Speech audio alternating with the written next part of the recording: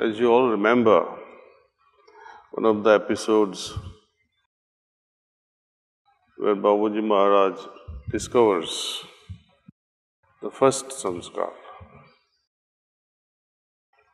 He says, if you remove the first samskar that we all share in common,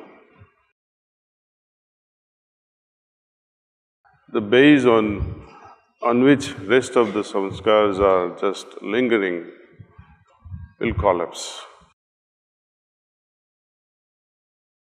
So, what is that first samskar? How does it get removed from our system? Well, of course, every samskar gets removed through cleaning.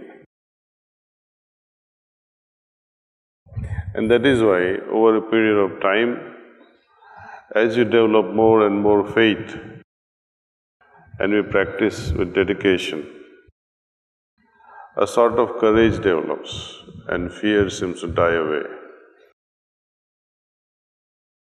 This is also confirmed by Lord Rama when he is giving gyan to one of his devotees. When he was asked, what is the greatest boon? He said, it is being fearless, being abhay. In Sahaj Marg, in our day-to-day life, despite of this daily cleaning by individuals,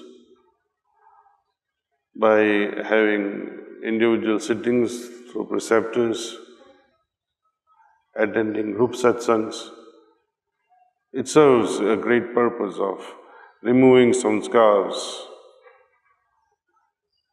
which gets accumulated at different layers of our consciousness.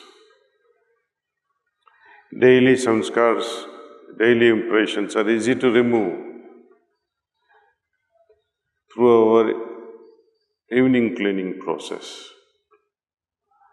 A bit deeper layer of samskar can be removed through the help of our preceptors. Even deeper levels of samskars, our masters are able to help.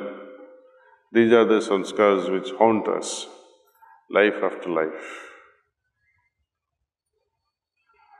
But what do we understand of samskar?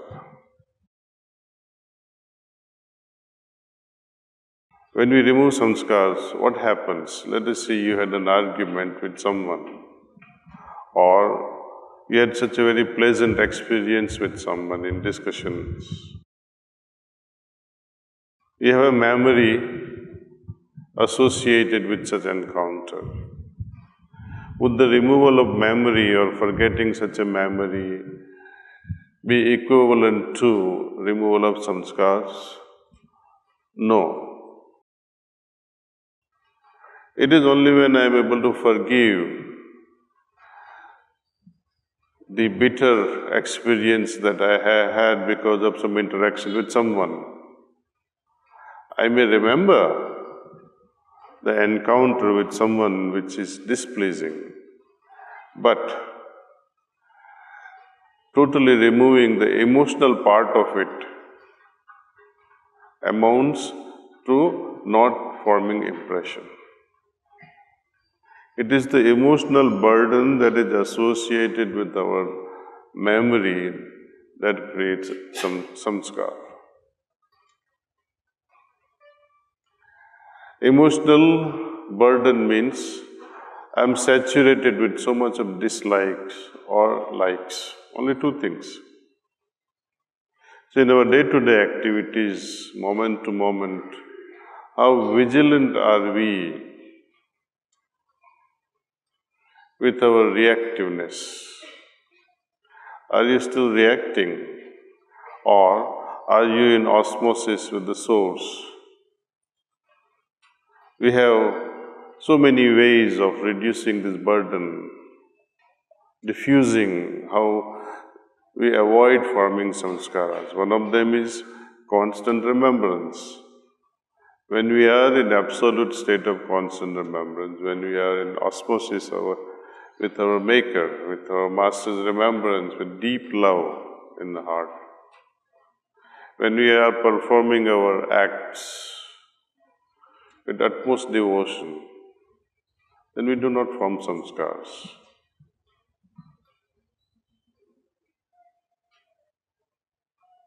Another method that was given few years back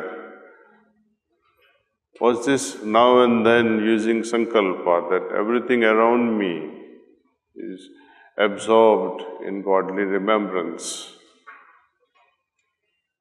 I like to add one more sankalpa to this sankalpa, that while we are in the office or at home, traveling via flight or via train or walking around, doesn't matter, wherever we are, think that everything surrounding us is absorbed in godly remembrance, and that all are in osmosis with the Source, developing increased peacefulness and moderation.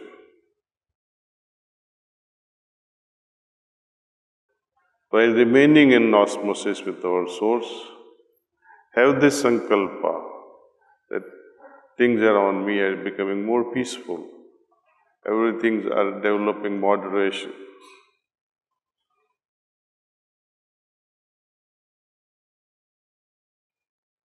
In very short time, we'll come to a stage where we will not have to do daily cleaning.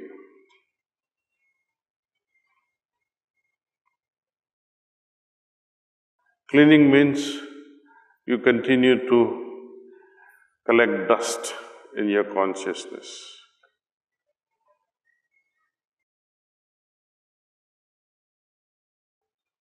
By creating a veil around us, we are preventing all these things to settle in our heart. It's not that we avoid doing anything. We continue to work in the best possible way in our work environment with increased efficiency. In fact, when we are in osmosis with God, our actions tend to become perfect, more and more efficient. You'll start enjoying the work. Work will no longer remain a burden. A lot of people say they like to retire. But I am of a belief that all your spiritual wealth, all your spiritual accumulations can be exercised best in the working environment in the material world. Material world, the family life gives us challenges, and against these challenges, we use our spiritual wealth. We test out our abilities, our spiritual genius, if you like to call it. It is put to test. And like anything else, anything put to test only becomes better and better. Only cowards, they'll give up such challenges. Sahaj Marg is to face such challenges with bold heart, having confidence in Master that yes, I may not have confidence, but He is there to support in all my activities. So with this little heartfelt, I would say, I would not like to call it anything else, but I like to share this inner feelings of my heart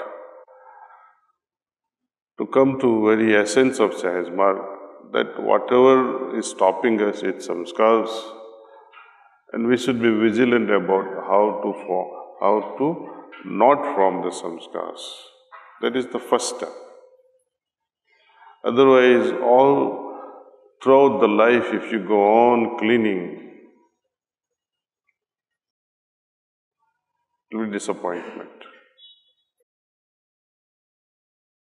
Babuji wrote one letter to one Abhyasi who was boasting some things, I don't know what. He was praising himself, Sahab, मैं तो बहुत दिल से साधना कर रहा हूँ 15 साल से 20 साल से. I'm practicing with a lot of dedications for last 15-20 years. I'm very regular in my practice, etc., etc. But Babuji had his own wisdom. He says, I'm sorry to say that you are still practicing. By now, you should have come to the source. You should have arrived at goal.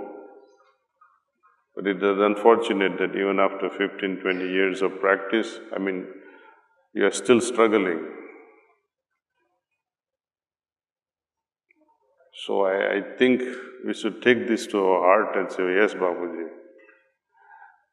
We'll make sure that our lifestyle will be of such a high order that need for meditation to regulate mind will stop.